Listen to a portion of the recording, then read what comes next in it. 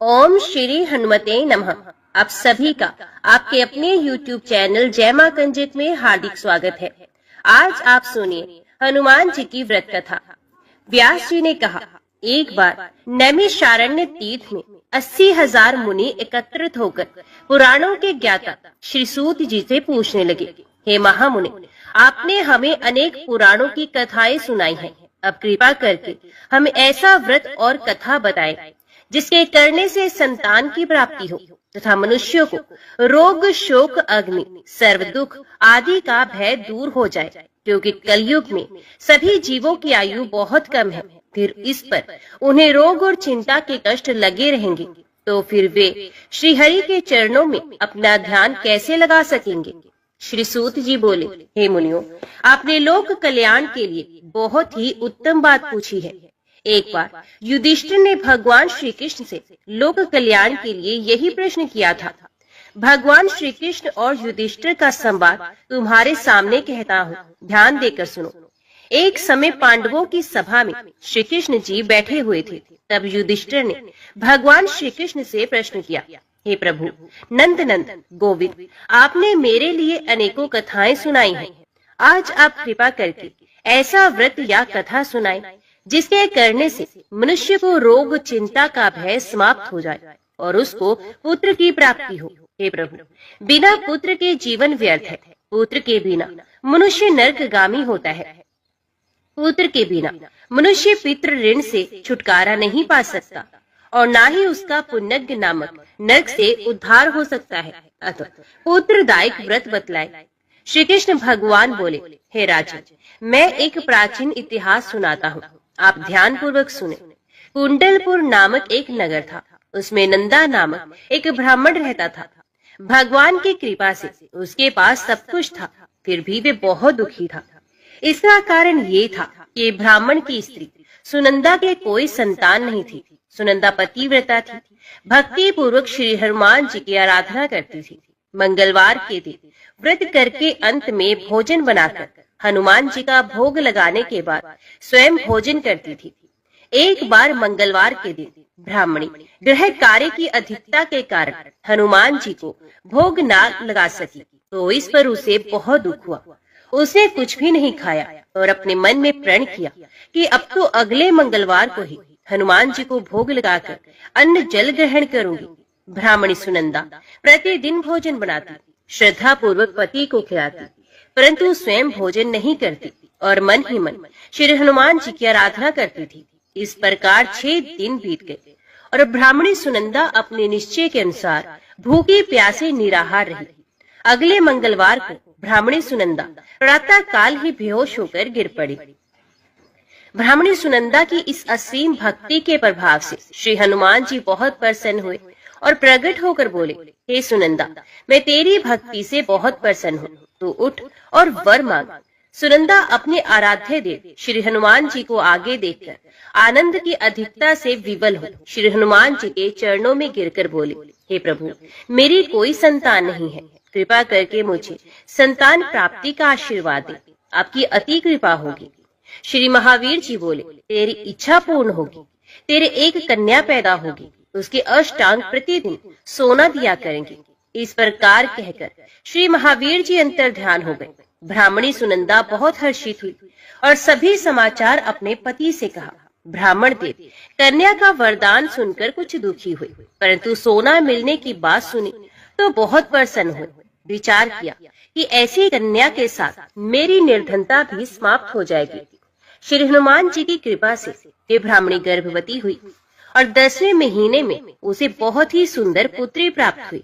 ये बच्ची अपने पिता के घर में ठीक उसी तरह से बढ़ने लगी जिस प्रकार शुक्ल पक्ष का चंद्रमा बढ़ता है। 10वें दिन ब्राह्मण ने उस बालिका का नामकरण संस्कार कराया। उसके कुल पुरोहित ने उस बालिका का नाम रत्नावली रखा, क्योंकि ये कन्या सोना प्रदान किया करती थी। इस कन्या ने पूर्व जन्म में बड़े ही विधान से मंगलदेव का व्रत किया था। रत्नावली का अष्टांग बहुत सा सोना देता था। उस सोने से नंदा ब्राह्मण बहुत ही धनवान हो गए। अब ब्राह्मणी भी बहुत अभिमान करने लगी। समय बीतता रहा। अब रत्नावली 10 वर्ष की हो चुकी थी। एक दिन जब नंदा ब्राह्मण पर संचित था, तब सुनंदा ने अपने पति से कहा, मेरी पुत्री रत्नावली विवाह के योग्य हो गई है, अतः आप कोई सुंदर तथा योग्य वर देखकर इसका विवाह कर दीजिए। ये सुनकर ब्राह्मण बोला, अभी तो रत्नावली बहुत छोटी है। तब ब्राह्मणी बोली, शास्त्रों की आज्ञा है कि कन्या 8वें वर्ष में गौरी, 9 वर्ष में रोहिणी, 10वें वर्ष में कन्या, इसके पश्चात रजस्वला हो जाती है। गौरी के दान से पाताल लोक की प्राप्ति होती है, रोहिणी के दान से वैकुंठ लोक की प्राप्ति होती है, कन्या के दान से इंद्र लोक में सुखों की प्राप्ति होती है। अगर हे पतिदेव रजस्वला का दान किया जाता है तो घोर नरक की प्राप्ति होती है। इस पर ब्राह्मण बोला, अभी तो रत्नावली मात्र 10 ही वर्ष की है, मैंने तो 16-16 साल की कन्याओं के विवाह करवाए हैं, अभी जल्दी क्या है। तब ब्राह्मणी सुनंदा बोली, आपको तो लोभ अधिक हो गया लगता है। शास्त्रों में कहा गया है कि माता पिता और बड़ा भाई रजस्वला कन्या को देखते हैं तो वे अवश्य ही नरकगामी होते हैं। तब ब्राह्मण बोला, अच्छी बात है, कल मैं अवश्य ही योग्य वर की तलाश में अपना दूत भेजूंगा। दूसरे दिन ब्राह्मण ने अपने दूत को बुलाया और आज्ञा दी कि जैसी सुंदर मेरी कन्या है वैसा ही सुंदर वर उसके लिए तलाश करे। दूत अपने स्वामी की आज्ञा पाकर निकल पड़ा। पंपई नगर में उसने एक सुंदर लड़के को देखा। ये बालक एक ब्राह्मण परिवार का बहुत गुणवान पुत्र था। इसका नाम सोमेश्वर था। दूत ने इस सुंदर व गुणवान ब्राह्मण पुत्र के बारे में अपने स्वामी को पूर्ण विवरण दिया। ब्राह्मण नंदा को भी सोमेश्वर अच्छा लगा और फिर शुभ मुहूर्त में विधि पूर्वक कन्या दान करके ब्राह्मण ब्राह्मणी संतुष्ट हुए। परंतु ब्राह्मण के मन में तो लोभ समाया हुआ था। उसने कन्यादान तो कर दिया था, पर वे बहुत खिन्न भी था। उसने विचार किया कि रत्नावली तो अब चली जाएगी और मुझे इससे जो सोना मिलता है वे भी चला जाएगा। मेरे पास जो धन था कुछ तो इसके विवाह में खर्च हो गया और जो शेष बचा है वे भी कुछ दिनों के पश्चात खत्म हो जाएगा। मैंने तो इसका विवाह करके बहुत बड़ी भूल कर दी है। अब कोई ऐसा उपाय हो कि रत्नावली मेरे घर में ही बनी रहे, अपने ससुराल न जाए। लोभ रूपी राक्षस ब्राह्मण के मस्तिष्क पर छाता जा रहा था। रात भर अपनी छैया पर बेचैनी से करवटें बदलते बदलते उसने एक बहुत ही क्रूर निर्णय लिया। उसने विचार किया कि जब रत्नावली को लेकर उसका पति सोमेश्वर अपने घर के लिए जाएगा तो वे मार्ग में छिपकर सोमेश्वर का वध कर देगा और अपनी लड़की को अपने घर ले आएगा, जिससे नियमित रूप से उसे सोना भी मिलता रहेगा और समाज का कोई मनुष्य उसे दोष भी नहीं दे सकेगा। प्रातः काल हुआ तो नंदा और सुनंदा ने अपने जमाई तथा लड़की को बहुत सारा धन देकर विदा किया। सोमेश्वर अपनी पत्नी रत्नावली को लेकर ससुराल से अपने घर की तरफ चल दिया। ब्राह्मण नंदा महालोभ के वशीभूत हो अपनी मति खो चुका था। पाप पुण्य को उसे विचार ही न रहा। अपने भयानक व क्रूर निर्णय को कार्य रूप देने के लिए उसने अपने दूत को मार्ग में अपने जमाई का वध करने के लिए भेज दिया, ताकि रत्नावली से प्राप्त होने वाला सोना उसे हमेशा मिलता रहे और वो कभी निर्धन न हो। ब्राह्मण के दूत ने अपने स्वामी की आज्ञा का पालन करते हुए उसके जमाई सोमेश्वर का मार्ग में ही वध कर दिया। समाचार प्राप्त कर ब्राह्मण नंदा मार्ग में पहुंचा और रुदन करती अपनी पुत्री रत्नावली से बोला, हे पुत्री, मार्ग में लुटेरों ने तेरे पति का वध कर दिया है। भगवान की इच्छा के आगे किसी का कोई वश नहीं चलता। अब तू घर चल, वहाँ पर ही रहकर शेष जीवन व्यतीत करना। जो भाग्य में लिखा है वही होगा। अपने पति की अकाल मृत्यु से रत्नावली बहुत दुखी हुई। करुण क्रंदन व रुदन करते हुए अपने पिता से बोली, हे पिताजी, इस संसार में जिस स्त्री का पति नहीं है उसका जीना व्यर्थ है। मैं अपने पति के साथ ही अपने शरीर को जला दूंगी और सती होकर अपने इस जन्म को माता पिता के नाम को तथा सास ससुर के यश को सार्थक करूंगी। ब्राह्मण नंदा अपनी पुत्री रत्नावली के वचनों को सुनकर बहुत दुखी हुआ। विचार करने लगा, मैंने व्यर्थ ही जमाई का वध किया और पाप अपने सर ले लिया। रत्नावली तो उसके पीछे अपने प्राण तक देने को तैयार है। मेरा तो दोनों तरफ से मरण हो गया। धन तो अब मिलेगा नहीं।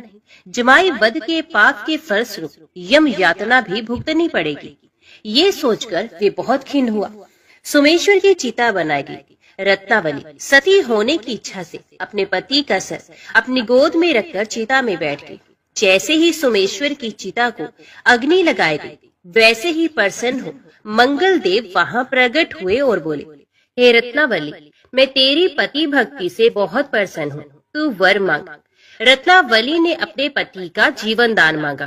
तब मंगल देव बोले, रत्नावली, तेरा पति अजर अमर है, ये महाविद्वान भी होगा, और इसके अतिरिक्त तेरी जो इच्छा हो वो वर मांग। तब रत्नावली बोली, हे ग्रहों के स्वामी, यदि आप मुझ पर प्रसन्न हैं, तो मुझे ये वरदान दीजिए कि जो भी मनुष्य मंगलवार के दिन प्रातः काल लाल पुष्प लाल चंदन से पूजा करके आपका स्मरण करे, उसको रोग व्याधि ना हो, स्वजनों का कभी वियोग ना हो, सर्प अग्नि तथा शत्रुओं का भय ना रहे। जो स्त्री मंगलवार का व्रत करे वे कभी विधवा ना हो। मंगलदेव तथास्तु कहकर अंतर्ध्यान हो गए। सोमेश्वर मंगलदेव की कृपा से जीवित हो गया। रत्नावली अपने पति को पुण्य प्राप्त कर बहुत प्रसन्न हुई और मंगलदेव का व्रत प्रत्येक मंगलवार को करके व्रतराज और मंगलदेव की कृपा से इस लोक में सुख ऐश्वर्य को भोगते हुए अंत में अपने पति के साथ स्वर्गलोक को चले गए। आइए अब सुनते हैं मंगलवार व्रत की एक अन्य कथा। एक ब्राह्मण दंपति के कोई संतान नहीं हुई थी, जिसके कारण दोनों पति पत्नी दुखी रहते थे। वे ब्राह्मण हनुमान जी की पूजा हेतु वन में चला गया। वे पूजा के साथ महावीर जी से एक पुत्र की कामना प्रकट किया करता था। घर पर उसकी पत्नी मंगलवार व्रत पुत्र की प्राप्ति के लिए किया करती थी। मंगल के दिन व्रत के अंत में भोजन बनाकर हनुमान जी को भोग लगाने के बाद स्वयं भोजन ग्रहण करती थी। एक बार कोई व्रत आ गया जिसके कारण ब्राह्मणी भोजन ना बना सकी। तब हनुमान जी का भोग भी नहीं लगाया गया। वे अपने मन में ऐसा प्रण करके सो गई कि अगले मंगलवार को हनुमान जी को भोग लगाकर ही अन्न ग्रहण करूंगी। वे भूखी प्यासी 6 दिन तक पड़ी रही। मंगलवार के दिन जो उसे मूर्छा आ गई, तब हनुमान जी ने उसकी लगन और निष्ठा को देखकर अति प्रसन्न हुए और उन्होंने उसे दर्शन दिए और कहा, मैं तुमसे अति प्रसन्न हूँ। मैं तुझको एक सुंदर बालक देता हूँ जो तेरी बहुत सेवा किया करेगा। हनुमान जी मंगलवार को बाल रूप में उसको दर्शन देकर अंतर ध्यान हो गए। सुंदर बालक पाकर ब्राह्मणी अति प्रसन्न हुई। ब्राह्मणी ने बालक का नाम भी मंगल रखा। कुछ समय पश्चात ब्राह्मण वन से लौट कर आया। प्रसन्नचित सुंदर बालक घर में क्रीड़ा करते देखकर वे ब्राह्मण पत्नी से बोला, ये बालक कौन है? पत्नी ने कहा, मंगलवार के व्रत से प्रसन्न होकर हनुमान जी ने दर्शन देकर मुझे ये बालक दिया है। पत्नी की बात छल से भरी जानकर उसने सोचा, ये उल्टा व्यभिचारिणी अपनी क्लुचता छुपाने के लिए बात बना रही है। एक दिन उसका पति कुएं पर पानी भरने चला तो पत्नी ने कहा कि मंगल को भी साथ ले जाओ। वे मंगल को साथ ले चला और उसको कुएं में डालकर वापस पानी भरकर आया तो पत्नी ने पूछा कि मंगल कहाँ है। तभी मंगल मुस्कुराता हुआ घर में आया। उसको देख ब्राह्मण आश्चर्यचकित हुआ। रात्रि में उसके पति से हनुमान जी ने स्वप्न में कहा, ये बालक मैंने दिया है, तुम पत्नी को उल्टा क्यों कहते हो? पति ये जानकर हर्षित हुआ। फिर पति पत्नी मंगल का व्रत रख अपनी जीवन आनंद पूर्वक व्यतीत करने लगे। जो मनुष्य मंगलवार व्रत कथा को पढ़ता या सुनता है और नियम से व्रत रखता है, उसके हनुमान जी की कृपा से सब कष्ट दूर होकर सर्व सुख प्राप्त होता है। भगवान शंकर के अंश से वायु के द्वारा कपिराज केसरी की पत्नी अंजना में हनुमान जी का प्रादुर्भाव हुआ। मर्यादा पुरुषोत्तम श्री राम की सेवा शंकर जी अपने रूप से तो नहीं कर सकते थे, अतएव उन्होंने 11वें रुद्र रूप को इस प्रकार वानर रूप में अवतरित किया। जन्म के कुछ ही समय पश्चात महावीर हनुमान जी ने उगते हुए सूर्य को कोई लाल लाल फल समझा और उसे निगलने के लिए आकाश की ओर दौड़ चले। उस दिन सूर्य ग्रहण का समय था। राहु ने देखा कि कोई दूसरा ही सूर्य को पकड़ने आ रहा है। तब वे उस आने वाले को पकड़ने लगा, किंतु जब वायुपुत्र उसकी ओर बढ़े तब वे डरकर भाग गया। राहु ने इंद्र से पुकार की। ऐरावत पर चढ़कर इंद्र को आते देख पवन कुमार ने ऐरावत को कोई बड़ा सा सफेद फल समझा और उसी को पकड़ने के लिए लपके। घबराकर देवराज ने वज्र से प्रहार किया। वज्र से उनकी ठोड़ी पर चोट लगने से वे कुछ टेढ़ी हो गई। इसी से ये हनुमान कहलाने लगे। वज्र लगने पर ये मूर्छित होकर गिर पड़े। पुत्र को मूर्छित देखकर वायुदेव बड़े कुपित हुए। उन्होंने अपनी गति बंद कर ली। श्वास रुकने से देवता भी व्याकुल हो गए। अंत में हनुमान को सभी लोकपालों ने अमर होने तथा अग्नि जल वायु आदि से अभय होने का वरदान देकर वायुदेव को संतुष्ट किया। जातीय स्वभाव से चंचल हनुमान ऋषियों के आश्रमों में वृक्षों को सहज चपलतावश तोड़ देते तथा आश्रम की वस्तुओं को अस्त व्यस्त कर देते थे। अतः ऋषियों ने इन्हें शाप दिया, तुम अपना बल भूले रहोगे। जब कोई तुम्हें स्मरण दिलाएगा तभी तुम्हें अपने बल का भान होगा। तब से वे सामान्य वानर की भांति रहने लगे। माता के आदेश से सूर्य नारायण के समीप जाकर वेद वेदांग प्रभूति समस्त शास्त्रों एवं कलाओं का इन्होंने अध्ययन किया। इसके पश्चात किष्किंधा में आकर सुग्रीव के साथ रहने लगे। सुग्रीव ने इन्हें अपना निजी सचिव बना लिया। जब बाली ने सुग्रीव को मारकर निकाल दिया तब भी ये सुग्रीव के साथ ही रहे। सुग्रीव के विपत्ति के साथ ही होकर ऋष्यमुख पर्वत पर ये उनके साथ ही रहते थे। बचपन में माता अंजना से बार बार आग्रह पूर्वक इन्होंने अनादि रामचरित सुना था। अध्ययन के समय वेद में पुराणों में श्री राम कथा का अध्ययन किया था। किष्किंधा आने पर ये भी ज्ञात हो गया कि परात्पर प्रभु ने अयोध्या में अवतार धारण कर लिया है। अब ये बड़ी उत्कंठा से अपने स्वामी के दर्शन की प्रतीक्षा करने लगे। श्रीमद् भागवत में कहा गया है, जो निरंतर भगवान की कृपा की आतुर प्रतीक्षा करते हैं, अपने प्रारब्ध से प्राप्त सुख दुख को संतोष पूर्वक भोगते रहकर हृदय वाणी तथा शरीर से भगवान को प्रणाम करता रहता है। हृदय से भगवान का चिंतन, वाणी से भगवान के नाम गुण का गान कीर्तन और शरीर से भगवान का पूजन करता रहता है। ये मुक्ति पद का स्वत अधिकारी हो जाता है। श्री हनुमान जी तो जन्म से ही माया के बंधनों से सर्वथा मुक्त थे। वे तो अहर्निश अपने स्वामी श्री राम के ही चिंतन में लगे रहते थे। अंत में श्री राम अपने छोटे भाई लक्ष्मण के साथ रावण के द्वारा सीता जी के चुरा लिए जाने पर उन्हें ढूंढते हुए ऋष्यमुख के पास पहुँचे। सुग्रीव को शंका हुई कि इन राजकुमारों को बाली ने मुझे मारने के लिए ही ना भेजा हो। हनुमान जी को परिचय जानने के लिए उन्होंने भेजा। विपर वेश धारण कर हनुमान जी आए और परिचय पूछकर जब अपने स्वामी को पहचाना तब वे उनके चरणों पर गिर पड़े और वे रोते रोते कहने लगे, एको मैं मंद मोह बस कुटिल हृदय अज्ञान पुण्य प्रभु मोहे विसार्यो दीन बंधु भगवान। श्री राम ने उठाकर उन्हें हृदय से लगा लिया। तभी से हनुमान जी श्री अवधेश कुमार के चरणों के समीप ही रहे। हनुमान जी की प्रार्थना से भगवान ने सुग्रीव से मित्रता की और बाली को मारकर सुग्रीव को किष्किंधा का राज्य दिया। राज्य भोग में सुग्रीव को परमत देखकर हनुमान जी ने ही उन्हें सीतान्वेषण के लिए सावधान किया। ये पवन कुमार ही वानरों को एकत्रित कर लाए। श्री राम जी ने उनको ही अपनी मुद्रिका दी।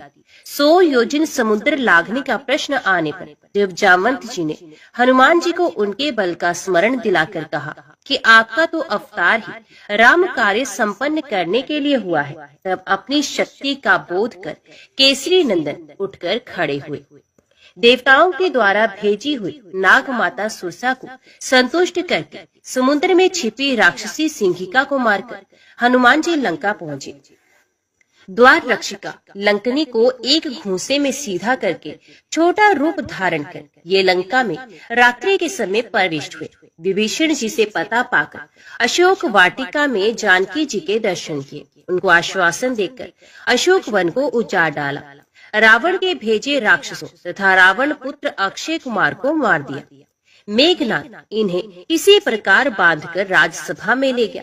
वहां रावण को भी हनुमान जी ने अभिमान छोड़कर भगवान की शरण लेने की शिक्षा दी।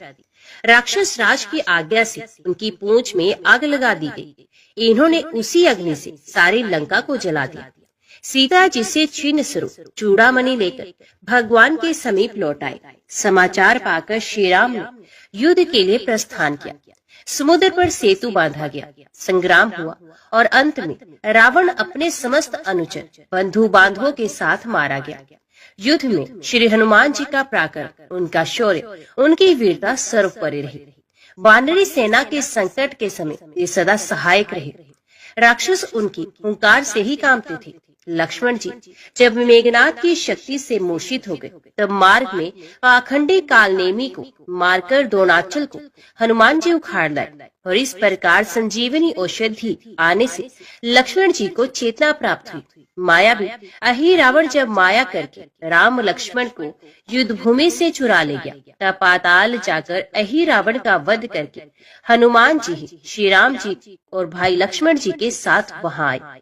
रावण वध का समाचार श्री जानकी जी को सुनाने का सौभाग्य और श्री राम लौट रहे हैं, ये आनंददायी समाचार भरत जी को देने का गौरव भी प्रभु ने अपने प्रिय सेवक हनुमान जी को ही दिया।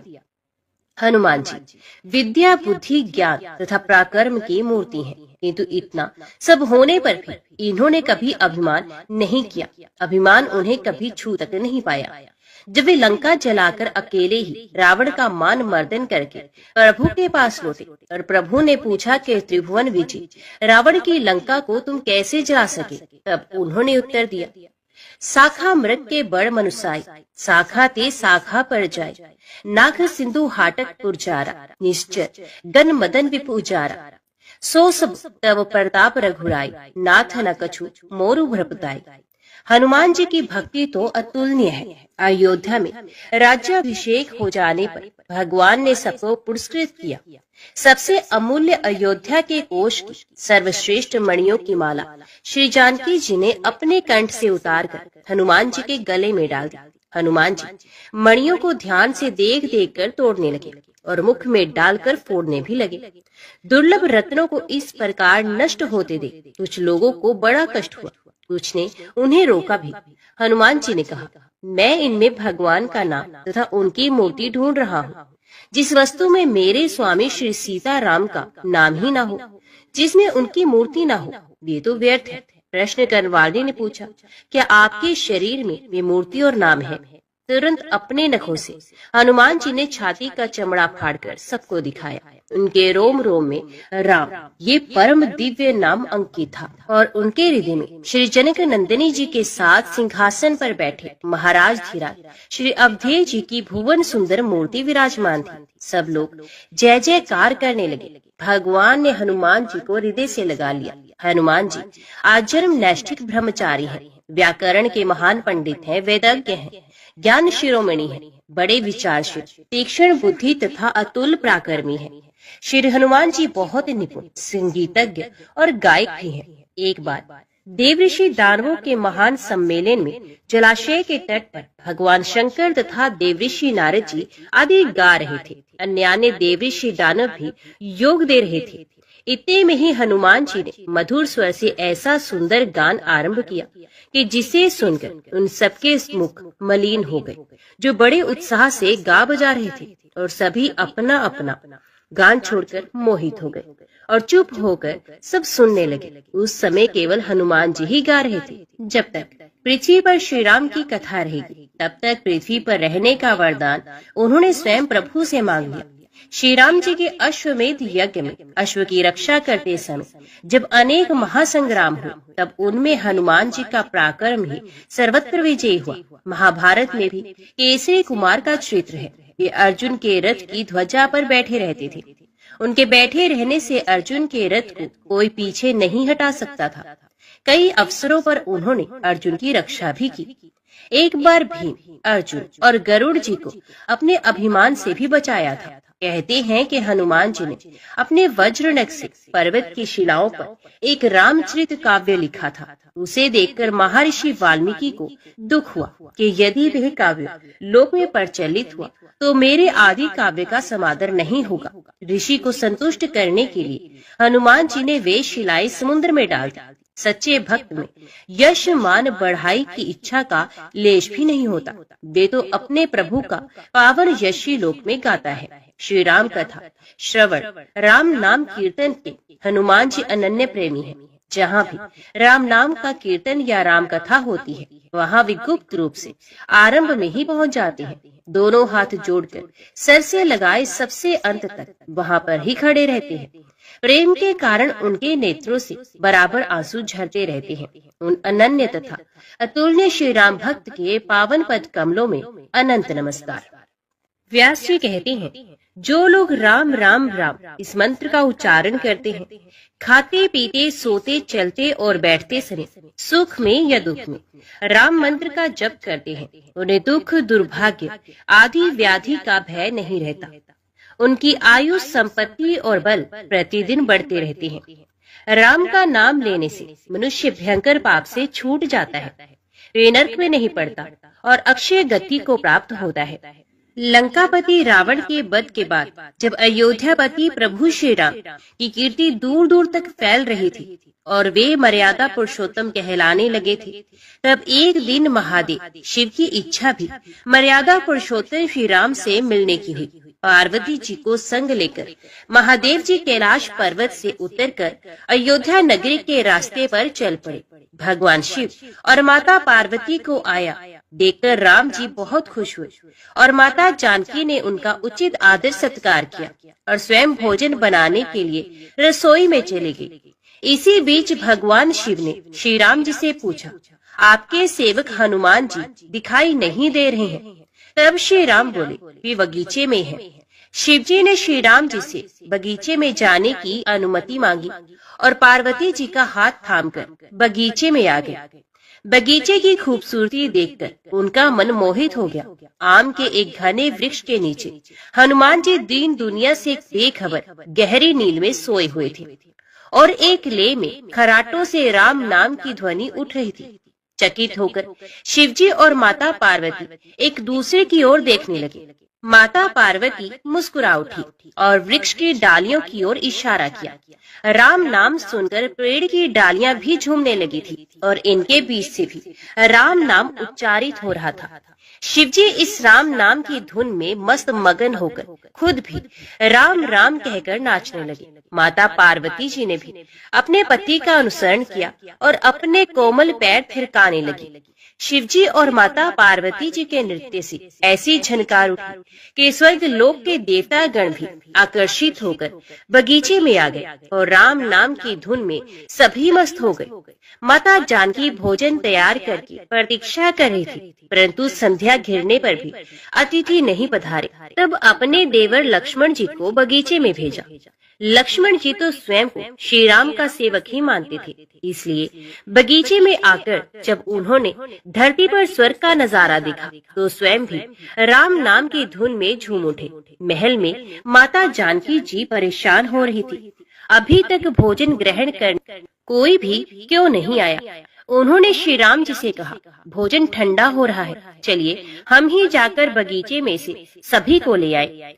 तब जब राम जी भी बगीचे में गए तो वहाँ राम नाम की धूम मची हुई थी। हनुमान जी गहरी नींद में सोए हुए थे और उनके खर्राटों से अभी तक राम नाम ही निकल रहा था। श्री राम भाव विवल हो उठे। राम जी ने हनुमान जी को नींद से जगाया और प्रेम से उनकी तरफ निहारने लगे। हनुमान जी प्रभु को आया देखकर शीघ्रता से उठकर खड़े हो गए। नृत्य की सभा भंग हो गई। शिव जी खुले कंठ से हनुमान जी की राम भक्ति की सराहना करने लगे। हनुमान जी सकुचाए लेकिन मन ही मन खुश हो रहे थे। श्री सिया राम ने भोजन करने का आग्रह भगवान शिव जी से किया। सभी लोग महल में भोजन करने के लिए चल पड़े। माता जानकी जी भोजन परोसने लगी। हनुमान जी को भी श्री राम जी ने पंक्ति में बैठने का आदेश दे दिया। हनुमान जी बैठ तो गए, परंतु आदत ऐसी थी कि राम जी के भोजन परोसने के उपरांत ही सभी लोग भोजन करते थे। आज श्री राम के आदेश से पहले भोजन करना पड़ रहा था। माता जानकी हनुमान जी को भोजन परोसे जा रही थी, परंतु हनुमान जी का पेट ही नहीं भर रहा था। सीता जी कुछ समय तक तो उन्हें भोजन परोस रही, फिर समझ गई कि इस तरह से तो हनुमान जी का पेट नहीं भरेगा। उन्होंने तुलसी जी के एक पत्ते पर राम नाम लिखा और भोजन के साथ हनुमान जी को परोस दिया। तुलसी पत्र खाते ही हनुमान जी को संतुष्टि मिली और वे भोजन खाकर उठकर खड़े हो गए। भगवान शिव शंकर ने प्रसन्न होकर हनुमान जी को आशीर्वाद दिया कि आपकी राम भक्ति युगों युगों तक याद की जाएगी और आप संकट मोचन के नाम से जाने जाएंगे। आइए अब सुनते हैं राम नाम की महिमा की दूसरी कहानी। महादेव जी को एक बार बिना कारण के किसी को प्रणाम करते देखकर माता पार्वती जी ने पूछा, आप किसको प्रणाम करते रहते हैं? तब शिव जी ने अपनी धर्म पत्नी पार्वती जी से कहा कि हे देवी, जो व्यक्ति एक बार राम कहता है उसे मैं 3 बार प्रणाम करता हूँ। पार्वती जी ने फिर से पूछा, हे भगवान, आप शमशान में क्यों जाते हैं और ये चिता की भस्म को अपने शरीर पर क्यों धारण करते हैं? उसी समय शिव जी पार्वती जी को शमशान में ले गए और वहाँ एक शव अंतिम संस्कार के लिए ले जाया गया। लोग राम नाम सत्य है कहते हुए शव को ला रहे थे।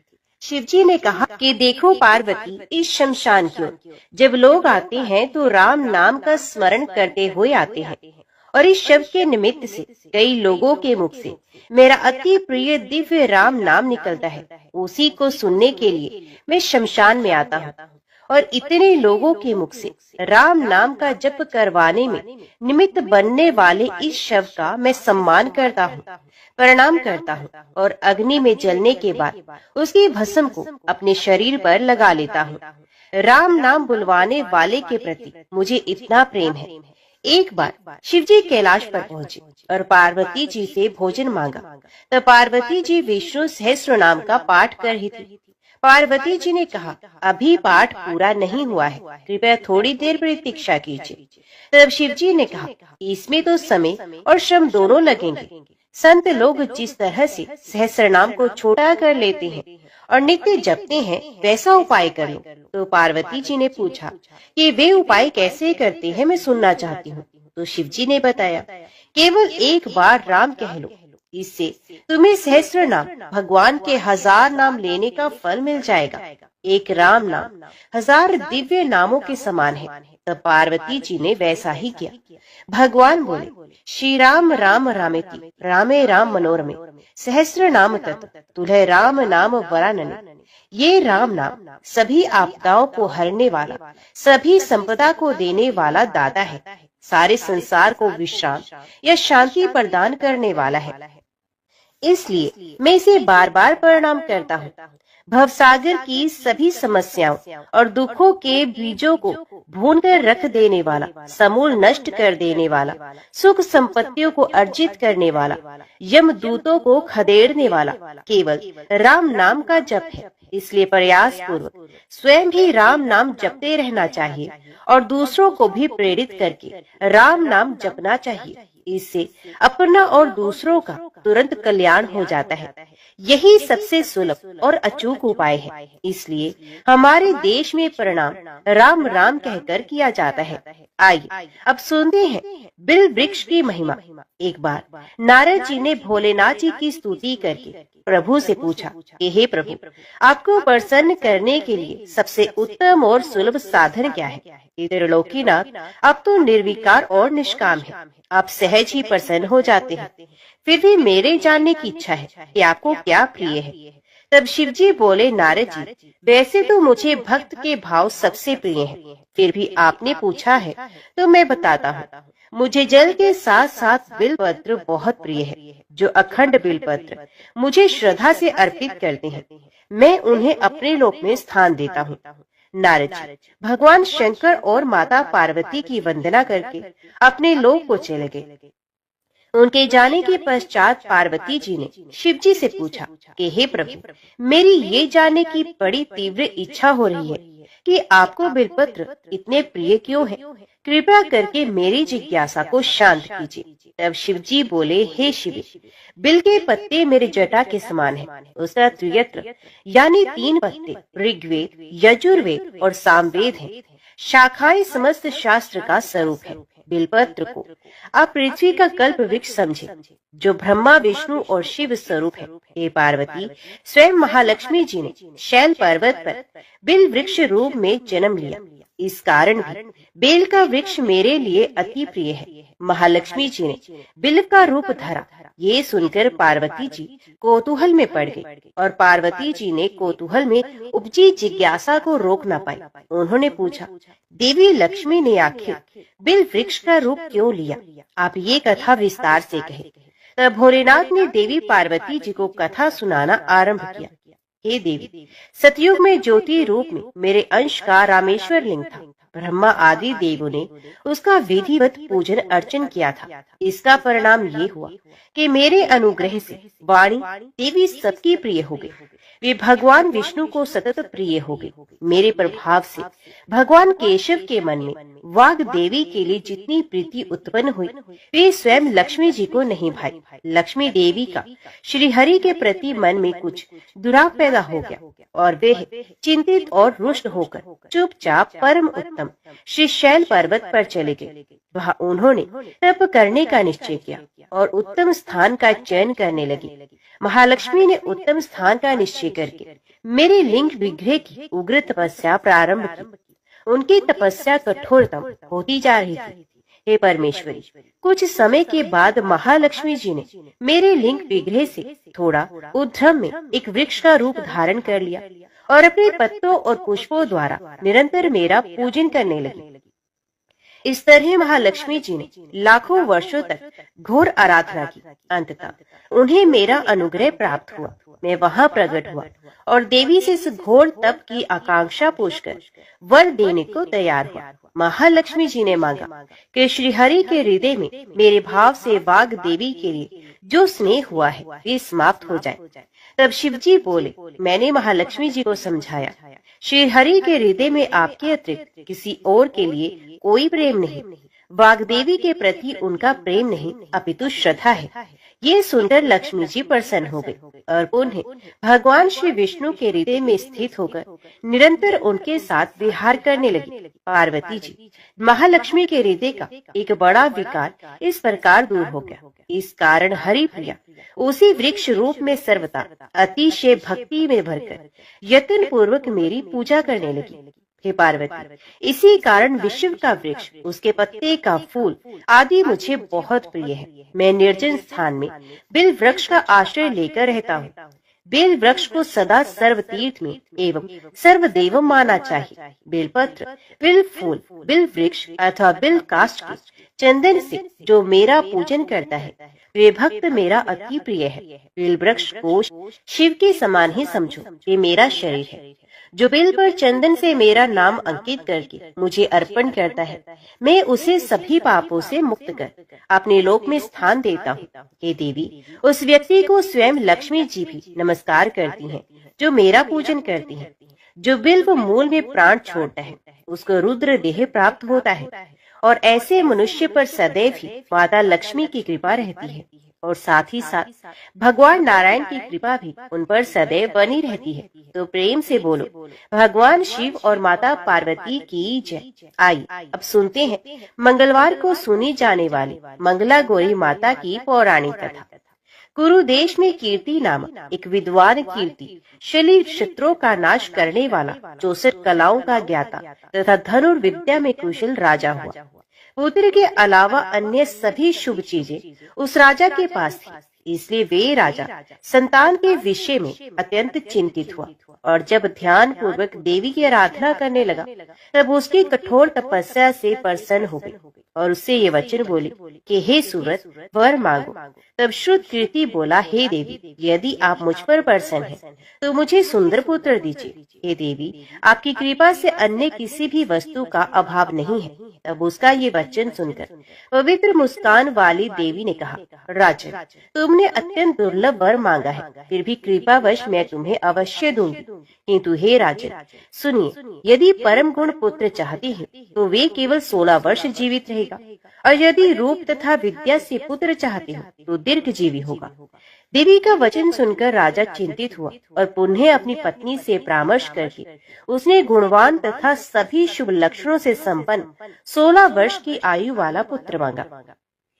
तब देवी ने भक्त संपन्न राजा से कहा, हे राजा, मेरे मंदिर के द्वार पर आम का वृक्ष है, उसका एक फल लाकर मेरी आज्ञा से अपनी पत्नी को उसे भक्षण हेतु प्रदान करो, जिसे वे शीघ्र ही गर्भ धारण करेगी, इसमें संदेह नहीं। प्रसन्न होकर राजा ने वैसा ही किया और उसकी पत्नी ने गर्भ धारण किया। 10वें महीने में उसने देवतुल्य सुंदर पुत्र को जन्म दिया। तब हर्ष तथा शोक से युक्त राजा ने बालक का जात कर्म आदि संस्कार किया शिव का स्मरण करते हुए उसका नाम चिरायु रखा गया। इसके बाद पुत्र के 16 वर्ष के होने पर पत्नी सहित राजा चिंता में पड़ गए और वे विचार करने लगे, ये पुत्र बड़े कष्ट से प्राप्त हुआ और मैं इसकी दुखद मृत्यु अपने ही सामने कैसे देख सकूंगा।